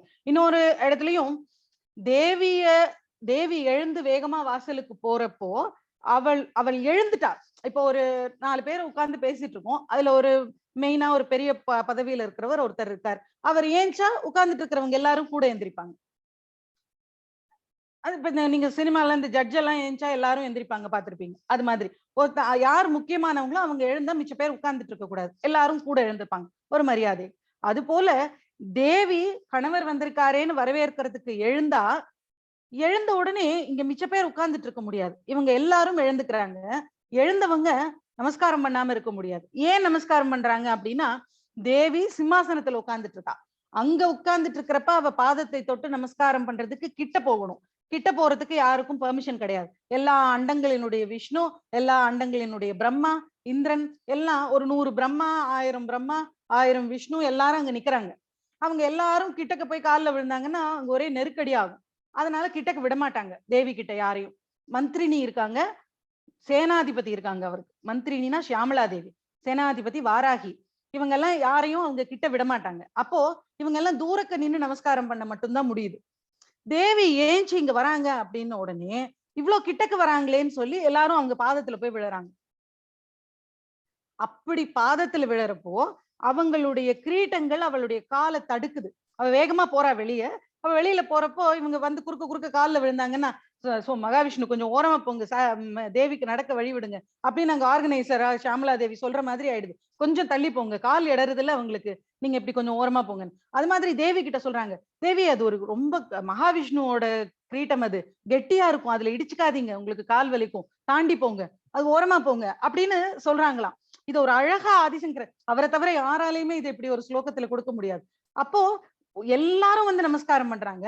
அந்த கிரீடங்கள்ல இடிச்சுக்காம அவ தாண்டி தாண்டி குதிச்சு குதிச்சு போக வேண்டியிருக்கு வெளியில போறப்போ. அப்போ இவளுடைய கிரீடத்தினுடைய மதிப்புக்கு மிச்ச எல்லா கிரீடங்களும் அடிபணியுது அப்படின்னா, இந்த பவர் எல்லாத்தையும் விட பெரிய பவர் அவளுடைய கிரீடம். கிரீட தியானம் அப்படின்னா லலிதா தேவியினுடைய, காமாட்சியினுடைய கிரீட தியானம் தான் பண்ணணும்.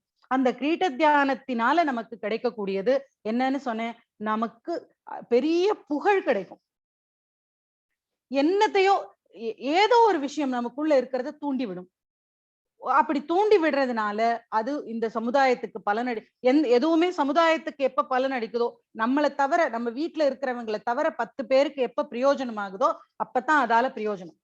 நீங்க காசு சம்பாதிக்கிறீங்க அப்படின்னா, நீங்க சம்பாதிக்கிற காசுனால என்ன பிரயோஜனம்? உங்க குழந்தைக்கு வாங்கி கொடுத்தீங்க, உங்க கணவனுக்கு வாங்கி கொடுத்தீங்க, உங்க வீட்டுல இருக்கிறவங்களுக்கு செஞ்சீங்கன்னா அது பிரயோஜனம் இல்லை. இதை தாண்டி நீங்க வெளியில என்ன செஞ்சீங்களோ இந்த சமுதாயத்துக்கு, அப்பதான் நீங்க சம்பாதிச்சதோட பலன். அப்போ என்ன வேணாலும் நீங்க பேசினாலும், பாடினாலும், ஆடினாலும், சம்பாதிச்சாலும், என்ன பண்ணாலும் உங்கள் குடும்பத்தை தாண்டி வெளியில ஒரு 10 பேருக்கு எப்ப யூஸ் ஆகுதோ அப்போ உங்களுக்குள்ள தேவியினுடைய அனுகிரகம் கிடைச்சிருக்குன்னு அர்த்தம். தேவியினுடைய அனுகிரகம் எப்படி கிடைச்சதுன்னு யோசிச்சு பாத்தீங்கன்னா, நீங்க ஏதோ பண்ணிருப்பீங்க.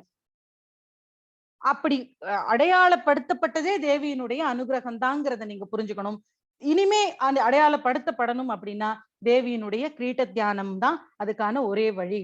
இந்த மணிகள் பதிக்கப்பட்டிருக்கு அப்படின்னா இந்த மணிகள் என்னங்கிறதையும் சௌந்தர்ய லகரியில ஆதிசங்கர பகவத்பாதர் அழகா சொல்றார். சூரியன்னா நமக்கு ஒரு சூரியன் தான் தெரியும். ஆக்சுவலா துவாதச ஆதித்யர்கள் உண்டு, 12 ஆதித்யர்கள், 12 சூரியன் உண்டு. ஒவ்வொரு மாசத்துக்கு ஒரு சூரியன் வராங்க. அதனாலதான் நமக்கு 12 மாதம் 12 சூரியன். அதாவது சூரியன்கிறது ஒரு போஸ்டிங், அதுக்கு 12 பேர் இருக்காங்க, ரொட்டேஷன்ல பதவிக்கு வருவாங்க. சூரியன்கிறது வெறும் போஸ்டிங் தான். அந்த போஸ்டிங், இந்திரன்கிறது எப்படி போஸ்டிங்கோ, சூரியன்கிறது ஒரு போஸ்டிங். அந்த போஸ்டிங்க்கு 12 பேர் மாத்தி மாத்தி வராங்க. அந்த 12 பேர் ஒவ்வொரு மாசமும் ஒவ்வொருத்தங்க இருப்பாங்க பதவியில, அவங்களுக்கு ரொட்டேஷன். இப்போ இது மாதிரி இந்த துவாதச ஆதித்யர்களுக்கு தேவியினுடைய அருள் வாங்கணும். ஏன்னா சூரியனுக்கும் சந்திரனுக்கும் லைட்டுக்கான சோர்ஸ் வந்து தேவி. அவங்க ஸ்வயம் பிரகாசம் கிடையாது, அவங்க செல்ஃபா அப்படியே ஜொலிக்கிறவங்க கிடையாது. அவங்களுக்கு லைட்டை எங்கேயாவது வாங்கிதான் இங்க நமக்கு கொடுக்கணும். வாங்கறதுக்கானது நான் முன்னாடியே சொல்லியிருக்கேன்னு நினைக்கிறேன். தேவி கிட்ட இருந்து வாங்கி அதைத்தான் நமக்கு கொடுப்பாங்க. சோ அந்த வாங்கக்கூடிய அந்த தேவி நமக்கு இவ்வளவு புகழையும், நம்மளை இவ்வளவு பேரு நமஸ்காரம் பண்ணக்கூடிய பெருமையையும் நமக்கு கொடுத்திருக்காளே, அதனால தேவியை நாம எப்பவுமே நமஸ்காரம் பண்ணி அவகிட்டயே இருக்கணும் அப்படின்னு இந்த 12 பேரும் ஆசைப்படுறப்போ, தேவி கூட எப்படி போய் இருக்க முடியும்? தேவி கூட யாராலையும் போய் இருக்க முடியாது, அதுக்கு பெர்மிஷன் கிடையாது. இவங்க எல்லாம் தேவர்கள், விண்ணுலகில் இருக்கக்கூடிய தேவர்கள். இந்த அவ வந்து மகாராணி சக்கரவர்த்தினி, அவகிட்ட போய் இவங்க எல்லாம் உட்கார்ந்து பேசக்கூட முடியாது. அப்போ இவங்க ஏதாவது ஒரு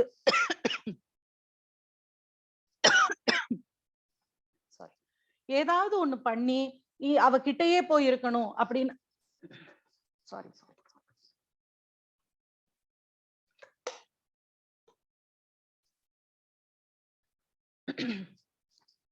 ஏதாவது ஒண்ணு பண்ணி அவகிட்டயே போய் இருக்கணும் அப்படின்னு ஆசைப்படுறப்போ என்ன செய்யறாங்களாம், தவம் இருந்து என்னவா வேணாலும் மாறுறதுக்கு உண்டான வரத்தை வாங்கிக்கிறாங்க. என்னவா வேணாலும் மாறலாம் அப்படின்னு உடனே அந்த 12 பேரும் என்னவா மாறுறாங்க அப்படின்னா நவரத்னங்களாக மாறி தேவியினுடைய கிரீட்டத்துல போய் உட்காந்துக்கிறாங்க. ஆல்ரெடி அவளுடைய கிரீட்டத்துல சந்திர பிரபை இருக்கு. சோ இந்த சூரியர்கள் 12 பேரும் தேவியினுடைய கிரீட்டத்தில் இருக்கக்கூடிய மணிகளா இருக்காங்க. அப்போ அந்த மணி ஸ்ரேணி, அந்த வரிசை இருக்கே, அந்த வரிசையை நாம தியானம் பண்றப்போ 12 ஆதித்யர்களையும் தியானம் பண்றோம். அவளுடைய கிரீடத்தை மொத்தமா தியானம் பண்றப்போ அதுல சந்திர பிரபையும் இருக்கு. சோ சந்திரனுடைய தியானமும் வருது, சூரியனுடைய தியானமும் வருது. இந்த கிரீடத்துக்கு கீழே இருக்கக்கூடிய பவர்ல இருக்கக்கூடிய எல்லா தேவதைகளையும் வழிபட்ட பலன். இப்ப நான் 10% டிஸ்கவுண்ட்டுக்கு நான் நேரா மேல போய் அப்ரோச் பண்ணிட்டேன்னா, அதுக்கப்புறம் கீழே இருக்கிறவங்களை பத்தி எனக்கு பிரச்சனை கிடையாது. அவங்க இனிமே இதை குறைக்கவோ கூட்டவோ முடியாது. சோ அல்டிமேட்டா யாரும் அவங்க கிட்டயே நான் வாங்கிட்டேன். இதுக்கு மேல வேற எதுவும் யாரும் அதை சேஞ்ச் பண்ண முடியாது. சோ அப்படிப்பட்ட ஒரு பவர் இருக்கக்கூடிய ஒரு கிரீடத்தை தியானம் பண்ண பலன். அப்ப 33 தேவர்களையும் வழிபட்ட பலன் எப்போ கிடைக்குது அப்படின்னா, தேவியினுடைய கிரீடத்தை தியானம் செய்யறதுனால நமக்கு கிடைக்குது. குருவிந்த மணி ஸ்ரேணி கனற்கோட்டீர மண்டிதா. கோட்டீரம்னா கிரீட்டம். அந்த கிரீட்டத்தை தியானம் பண்றோம். எப்படிப்பட்ட கிரீட்டமாக அது இருக்கு அப்படின்னா, பத்மராக கற்கள் வரிசையாக பதிக்கப்பட்ட கிரீட்டமாக இருக்கு. அந்த பத்மராக கற்களாக இருக்கக்கூடியவர்கள் எல்லாம் அந்த துவாதச ஆதித்யர்களாக இருக்காங்க. அந்த கிரீட்டத்தினுடைய மேல முடிகிற இடத்துல சந்திர பிரபையை அணிந்திருக்கிறாள். சோ சூரிய தியானம், 33 தேவர்கள் தியானம், சந்திரனுடைய தியானம், இது எல்லாமும் சேர்ந்து வர்றப்போ நம்மளுடைய வாழ்க்கையில் பிரகாசம் அடையறதுக்கும் புகழடையறதுக்கும் நமக்குள்ள இருக்கக்கூடிய ஸ்பெஷல் விபூதி, தேவியால நமக்குள் வளைத்து வைக்கப்பட்டிருக்கிற நம்மளுடைய திறமையை அது வெளியில கொண்டு வந்து இந்த உலகத்துக்கும் நம்ம குடும்பத்துக்கும் அதை பிரயோஜனமாக ஆக்கி இந்த வாழ்க்கையை நம்ம வாழ்றதுக்கு ஒரு அர்த்தத்தை கொடுக்கும். இதனால இவங்களால நான் இப்படி ஆனேன் அப்படின்னு ஒரு 10 பேர் சொல்றதுக்கு உண்டான ஒரு நல்ல விஷயத்தை நமக்கு அதை ஏற்படுத்தி கொடுக்கும். ஒரு ஞானத்தை கொடுத்து எதையோ சொல்லி கொடுக்கறதுனாலயோ என்ன உங்களுக்குள்ள என்ன திறமை இருக்குன்னு உங்களுக்கும் தெரியாது. வச்சவளுக்கு தான் தெரியும் என்ன வச்சிருக்கோம் அப்படின்னு. வைக்காம யாரையாவது படைச்சிருக்காளான்னா யாரையுமே படைக்கல. அப்ப வச்சிருக்கிறது தெரியாமலே நம்ம பிறந்து வாழ்ந்து செத்து போயிடுறோம். அதை வெளியே கொண்டு வான்னு அவகிட்டதான் கேட்கணும். அந்த புகழை அவ ஒரு வருஷத்துல கொடுப்பா. நீங்க வேணா தொடர்ந்து பண்ணி பாருங்க. நீங்களே எதிர்பார்த்திருக்க மாட்டீங்க. வாழ்க்கையில நிஜமா இதெல்லாம் நான் செய்வேன், நான் நினைச்சே இருக்க மாட்டேன் அப்படிங்கிற ஒரு நிலையை அவள் உங்களுக்கு கொண்டு வந்து தருவா. நம்பிக்கையோட தியானம் பண்ணுங்க. நான் தெரியாத ஒரு விஷயம்னா நான் ஏதோ வாய்க்கு வந்தது யோசிக்கிறதெல்லாம் நான் பேசுறது கிடையாது. நான் அப்படி சொல்லல. எக்ஸாம்பிள்ஸ்க்கான கதைகளை மட்டும் தான் நான் எடுக்கிறேனே தவிர மிச்ச விஷயங்கள் எல்லாமே பெரியவங்க என்ன சொல்லி இருக்காங்களோ அதுல இருந்து மட்டும்தான். பாஸ்கராச்சாரியாருடைய இது, மகாபெரிவா என்ன சொல்லியிருக்கார், ஆதிசங்கருடைய ஸ்லோகங்கள்ல என்ன இருக்கு, இந்த 3. ஏன்னா லலிதா சஹஸ்ரநாமம் பத்தி பேசினா அபிராமி அந்தாதி, இந்த பக்கம் சௌந்தரிய லகரி, இதை எதையும் கலந்துக்காம பேச முடியாது. சௌந்தரிய லகரி பத்தி பேசினா அதுல லலிதா சஹஸ்ரநாமம் அபிராமி அந்தாதி எடுத்துக்காம பேச முடியாது. சோ இந்த 3ம் ஒரே தெய்வத்தை குறிக்கக்கூடியதா இருக்கு, ஒரே கதைகளா இருக்கு, ஒரே விஷயத்தை சொல்லுது. சோ இங்க சொல்றப்ப அங்க இருக்கு. ஆனா இதுல டைம் அளவுல ரொம்ப மூத்ததும் ரொம்ப அதிகமான தத்துவங்களை அடக்கி வச்சிருக்கிறதும் லலிதா சஹஸ்ரநாமம். லலிதா சஹஸ்ரநாமத்தோட ஒரு சின்ன சப்செட் அபிராமி அந்தாதி. இதுல இருக்கு. அதோட கொஞ்சம் ஒரு பெரிய சப்செட் வந்து சௌந்தரிய லகரி.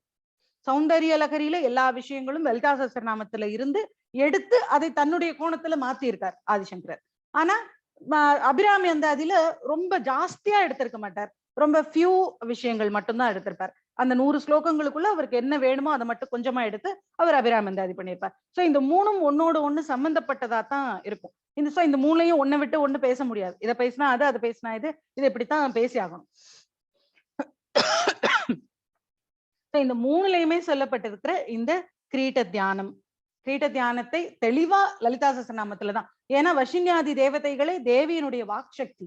அதனால அவங்களா நமக்கு சொல்லியிருக்காங்க. இது ஆனா பூடகமா சொல்லியிருக்காங்க, அதை நமக்கு தெளிவா சொல்லல. சோ அதை ஒருத்தங்க விளக்கம் எழுதியிருக்காங்க, அதுல இருந்து படிச்சு இதை செய்யுங்க. நானு இது எங்கேயாவது ப்ரோவன் இதுவானா ஆமா, இதுக்கு முன்னாடியும் நிறைய பேர் இதை அனுபவிச்சிருக்காங்க.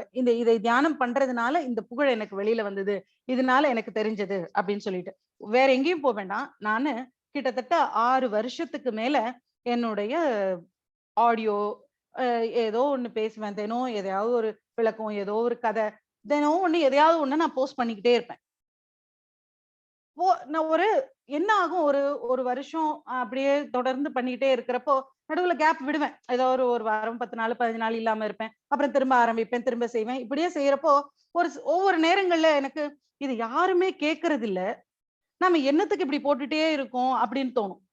சில நேரங்கள்ல சத்சங்கத்துல என்னோட முன்னாடி நாள் போஸ்ட், என்னோட அடுத்த நாள் போஸ்ட், என்னோட அடுத்த நாள் போஸ்ட், என்னோட அடுத்த நாள் போஸ்ட், இப்படிதான் நான் நிறைய தடவை பார்த்திருக்கேன். இதுக்கு நடுவுல இத கேட்டாங்கிறதுக்கு ஒரு அக்னாலஜ்மெண்ட் பார்க்காத நாள் கூட இருக்கு. இத கேட்டிருக்காங்களா இல்லையா, போய் யார் பார்த்திருக்காங்கன்னு பார்த்தா எல்லாரும் பார்த்திருக்கிற மாதிரி தான் காட்டும் வாட்ஸ்அப்ல. இவங்க எல்லாம் பார்த்தாங்களா இல்லையா, கேட்டாங்களா இல்லையா, இது யாருக்காவது பிரயோஜனமா இருக்கா, இல்ல நம்ம சும்மா பேசிட்டு இருக்கோமா அப்படின்னு எனக்கு தெரியாது. ஆனா என்னோட கணவர் சொல்லுவார், நீ பாட்டுக்கு போட்டுட்டே இரு, எதுவுமே பிரயோஜனம் இல்லாம போகாது. இது யாருக்காவது பிரயோஜனப்படும். எங்கேயாவது நம்ம போஸ்ட் பண்றோம், யாரோ ஒருத்தங்க அதை கேட்பாங்க, கேட்டு அடடா இது நமக்கு கரெக்டா இருக்குல்ல, நமக்கு சொன்ன மாதிரி இருக்குல்ல அப்படின்னு நினைப்பாங்க. அவங்களுக்கு நீ யாருன்னே தெரியாது. அவங்க உன்கிட்ட ஆமா நீங்க சொன்னீங்க அதனால நான் இப்படி இதை எடுத்துக்கிட்டேன்னு சொல்லணும்னா நீ யாருன்னு தெரியணும். நாம பேரும் சொல்லல, ஒண்ணுமே பண்ணல, சும்மா ஆடியோவை போட்டுட்டே இருக்கோம். எங்கேயோ யாரோ கேட்பாங்க, பிரயோஜனப்படும். அதனால உனக்கு உனக்கு ஃபீட்பேக்கையோ உனக்கு ரிவ்யூஸ் வரலனோ பார்த்தாங்கன்னு அக்னாலஜ்மெண்ட் வரலனோ கவலைப்படாம நீ போட்டுட்டே இரு அப்படின்னு சொல்லுவார். தேவியினுடைய விஷயங்கள் நான் சிவன் முருகன் இதுதான் நான் நிறைய போடுவேன். ஆனா ஆரம்பத்தில இருந்து தேவாரங்கள், தேவார பாடல்களாகட்டும், திருவாசகமாகட்டும், நாயன்மார்களுடைய கதையாகட்டும், ஸ்தலங்களை பத்தின இந்த மாதிரி எல்லாமே போட்டுட்டு வந்தேன். இந்த எல்லாம் போட்டுட்டு வந்தப்பவும் பிரயோஜனம் இருந்தது. ஆனா எங்கேயோ எனக்கு தெரியாது, என்னால யார் பெனிஃபிட் ஆனாங்க, யாராவது கேட்டாங்களான்னு எனக்கு தெரியாது. எப்போ இழுத்து கொண்டு வந்து தேவியில விட்டாங்களோ ஒரே ஒரு வருஷத்துல எனக்கு நான் நினைச்ச ஃபீட்பேக் கிடைச்சது. அதாவது இப்ப பலன் ஜாஸ்தியா இருக்கா கம்மியா இருக்கான்னு எனக்கு தெரியாது. ஆனா இன்னைக்கு யாரோ பெனிஃபிட் ஆகுறாங்கிறத எனக்கு சொல்றாங்க. இத கேட்டேன் ஆமா அப்படின்னு சொல்றாங்க. அப்போ இந்த நிலைக்கு இந்த ஒரே ஒரு வருஷத்துல, இந்த கடைசி ஒரு வருஷத்துல, எப்போ அபிராமி அந்தாதியை நான் ஸ்டார்ட் பண்ணதுக்கு அப்புறம் இந்த ஒரு வருஷத்துல தேவியுடைய மாற்றம் தான் இது. இந்த மாற்றத்துக்கு நானே நான் இன்னும் நிறைய விஷயங்களை சொன்னா ரொம்ப ஒரு பேசிக்கிற மாதிரி இருக்கும். அதனால சிலது சொல்ல முடியாது. ஆனா மாற்றத்தை ஏற்படுத்துவாங்கிறத நானு பிராக்டிக்கலா நான் நம்பினேன். இன்னைக்கு நான் அதை பாக்குறேன். ஒரே ஒரு வருஷத்துல எவ்வளவு மாற்றங்களை அவளால ஏற்படுத்த முடியும் அப்படிங்கிறது. எனக்கு எங்கேயுமே ஒரு விஷயத்தை வெளியில காமிக்கிறது, நான் என் ஃபேஸ காமிக்கிறதுக்கு கூட நான் விருப்பப்பட்டதில்லை, பேரும் சொன்னதில்லை. 5 வருஷமா நான் எங்கேயோ ஆடியோஸ போஸ்ட் பண்ணிட்டு இருக்கேன். இப்ப எங்கேயோ இருந்து அவர் என் ஹஸ்பண்ட் சொல்வார், நீயே எதிர்பார்க்காம என்னைக்காவது ஒரு நாள் இந்த இந்த பாருங்களேன், இதை கேட்டு பாருங்க நல்லா இருக்குன்னு உனக்கே அதை யாராவது ஃபார்வர்ட் பண்ணுவாங்க, அன்னைக்கு தெரியும் உனக்கு இது எங்கேயோ போய் உனக்கே திரும்ப வந்திருக்குன்னு அப்படின்னு சொல்வார். ஆனா அதையும் நான் அனுபவிச்சேன். இங்க பாருங்களேன், இதை கொஞ்சம் கேட்டு பாருங்க, இது நல்லா இருக்குன்னு ஏன் ஆடியோவே எனக்கே அனுப்பிச்சிருக்காங்க. வந்தது அதுவும் ஒரு 4 வருஷம் கழிச்சு எனக்கு நடந்தது. இதை கேட்டு பாரு, இந்த கதை நல்லா சொல்றாங்க பாரு அப்படின்னு சொல்லிட்டு எனக்கு நாயன்மார்கள் கதையை எனக்கே திரும்ப அனுப்பிச்சிருந்தாங்க. இப்போ இந்த நாம ஏதோ இன்னைக்கு பலனை எதிர்பார்த்துட்டு நம்ம வேலை செஞ்சுட்டு இருக்கோம். இது உண்மை, இது காலகாலமாக ரிஷிகள் வாயில வந்துட்டு இருந்த உண்மை. இத தியானம் பண்ணுங்க, இத சொல்லுங்க, உங்க வாழ்க்கை அப்படியே ஒரு யூ டர்ன் ஆகும் அப்படின்னா ஆகும். நம்பி செய்யுங்க. ஆகலைன்னா அதுக்கப்புறம் பாத்துக்கலாம். ஆகலைன்னா ஒண்ணும் நஷ்டம் இல்லை, நல்லது தானே செஞ்சோம். ஒண்ணும் யாரையும் கொலை பண்ணல, திருடல, ஒண்ணும் பண்ணல. நல்லது செஞ்சோம், ஒரு வருஷம் பெரிய பலன் கிடைக்கல, ஆனா நல்லது செஞ்சோங்கிற திருப்தியாவது குறைஞ்சபட்சம் கிடைக்கும். ஆனா இந்த குறைஞ்சபட்சத்தையே நினைக்காதீங்க. வாழ்க்கை கண்டிப்பா அப்படியே மாறும். வயசெல்லாம் ஒரு பெரிய விஷயமே கிடையாது. நீங்க உங்களுடைய இந்த ஒரு வருஷத்துக்கு முன்னாடி வாழ்க்கைக்கும் ஒரு வருஷத்துக்கு பின்னாடி வாழ்க்கைக்கும் கண்டிப்பா வித்தியாசம் இருக்கும்.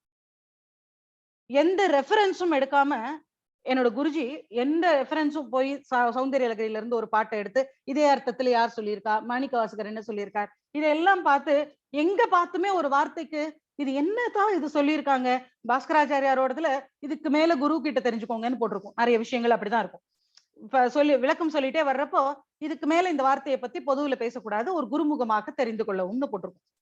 அப்போ அந்த குருமுகமாக யார்கிட்ட போய் கேட்கறதுன்னு தெரியலன்னா சுவாமி முன்னாடி தியானத்துல உட்கார்ந்து அந்த வார்த்தையே திரும்ப திரும்ப திரும்ப திரும்ப தியானத்துல சொல்லிக்கிட்டே இருந்தா அந்த வார்த்தை என்ன தத்துவமோ அந்த தத்துவத்தை தெரியப்படுத்தி அதுக்கப்புறம் அவர் அதை பத்தி பேசியிருக்கார். அப்போ அது செல்ஃப் எக்ஸ்பிளனேட்டரி, அது எக்ஸ்பிளைன் பண்ணுதுங்கிறது நமக்கு தெரியல, அவ்வளவுதான். ஸோ இது எல்லாத்துக்குமே பவர் இருக்கு. ஒவ்வொரு வார்த்தைக்கும் ஒவ்வொரு தியானத்துக்கும் பவர் இருக்கு. நீங்க உங்களுக்குள்ள இருக்கக்கூடிய அந்த தனி திறமைய கொண்டு வந்து பெரிய புகழ் இருக்கணும் அப்படின்னு நீங்க ஆசைப்பட்டீங்க அப்படின்னா நீங்க கண்டிப்பா இதை செஞ்சு பாருங்க. இன்னைக்கு பலனை எதிர்பார்க்காதீங்க. இன்னைக்கு சொன்னதுக்கு இன்னைக்கே 10 பேர் பாராட்டணும்னா யாருமே பாராட்ட வேண்டாம், அது நமக்கு வேண்டாம். நாம பலன்ல திருஷ்டிய வைக்காம பலனை எடுத்து ஓரமா வச்சுட்டு இது யாருக்கும் நல்லது, இது நம்ம செய்வோம்னு செய்யுங்க. அப்போ உங்களுக்குள்ள இருக்கக்கூடிய அந்த தனி திறமை, என்ன திறமை உங்களுக்கே தெரியாததை வெளியில கொண்டு வந்து உங்களை பெரிய புகழோட தேவி வாழ வைப்பா. அது வேணும் அப்படின்னா அதை செஞ்சுதான் ஆகணும். டெஸ்ட் எல்லாம் செஞ்சு பாருங்க. அதுக்கப்புறம் அது சிறப்பா நடக்கும். இதுதான் குருவிந்தமணி ஸ்ரேணி. இத குருவிந்தன்னு படிக்க கூடாது. ஏன்னா குருன்னு பார்த்துட்டாலே நம்ம கூன்னு படிச்சு பழக்கப்பட்டிருக்கோம். அது குருவிந்த கிடையாது. அதனால அது தப்பா படிக்காது. குருவிந்த தான். குருவிந்தமணி ஸ்ரேணி கனத்கோட்டீர மண்டிதா. குருவிந்தமணி ஸ்ரேணி கனத்கோட்டீர மண்டிதா ஒரே நாமம். இப்போ இது வரைக்கும் ஒரு 14 நாமங்கள் முடிச்சிருக்கோம்னு நினைக்கிறேன். ஸ்லோவா தான் போறோம். ஆனா என்ன பண்றது, இப்படியே போவோம்.